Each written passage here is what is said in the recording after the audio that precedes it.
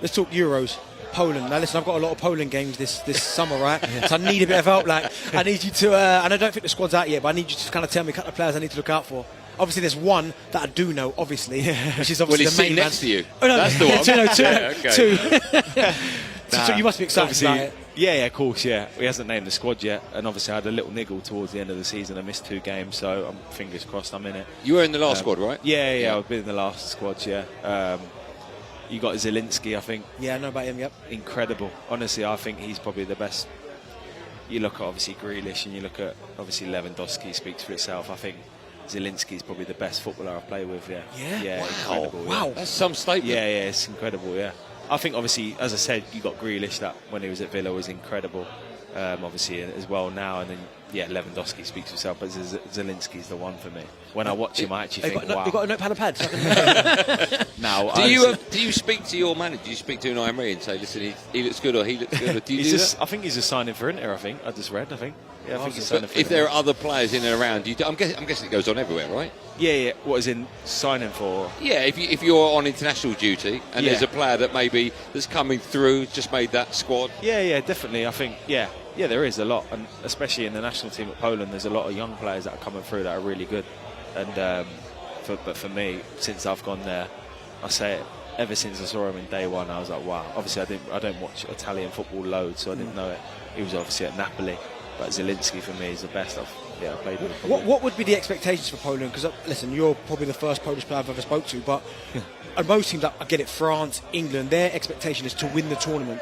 I get every nation says they've got to win it, but realistically, where are you guys looking in terms of the Euros? How far can you guys go to? I think trying to get out of the group. I think, I think we've got a tough group. In the World Cup, we had a tough group.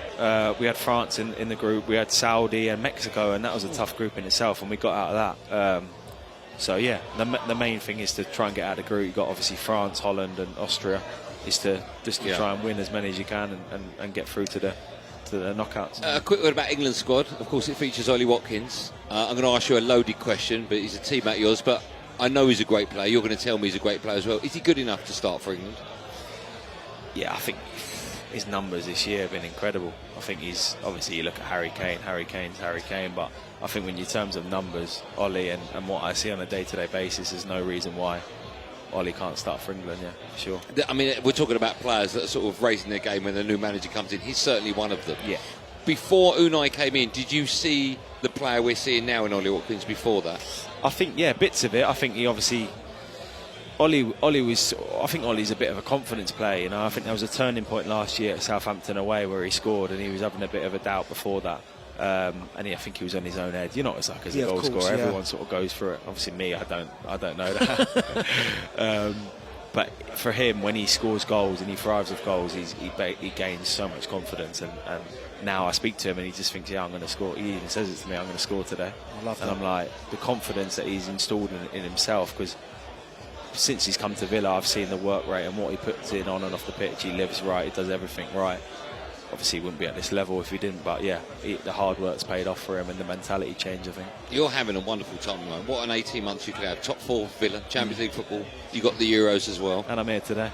I was going to say, and you sat next to Darren Bed. Do you know what? I'll let you go in a sec. We're asking, or I've decided we're going to ask everyone that sits down with us, who's had a more successful season? Let me ask the question. That word, is it Arsenal, who of course won nothing, or Manchester United, who won more silverware under Eric Ten Hag? Who would you say has had a more successful season? Manchester United, did you say? Yeah. Maybe they finished 8th. But I'm just talking about success. Oh, look at that. See, he knows. He said. Okay, let me ask you a serious question. Obviously, winning the FA Cup.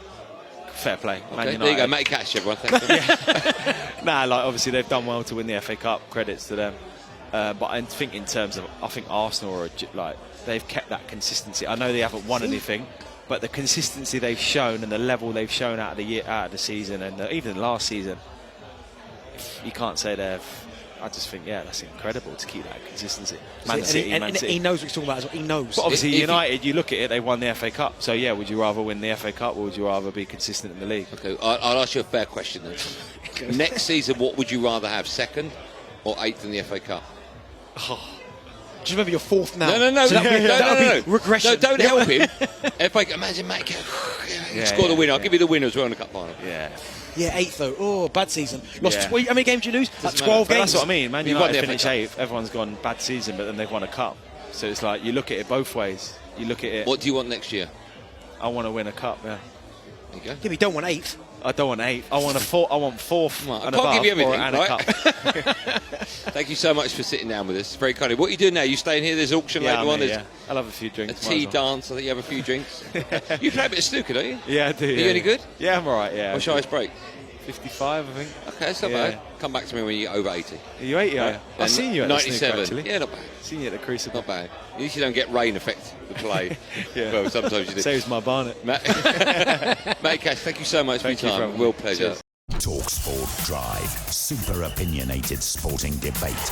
Monday to Friday afternoon from 4 on AM, on DAB, via the talkSPORT app and on your smart speaker. talkSPORT.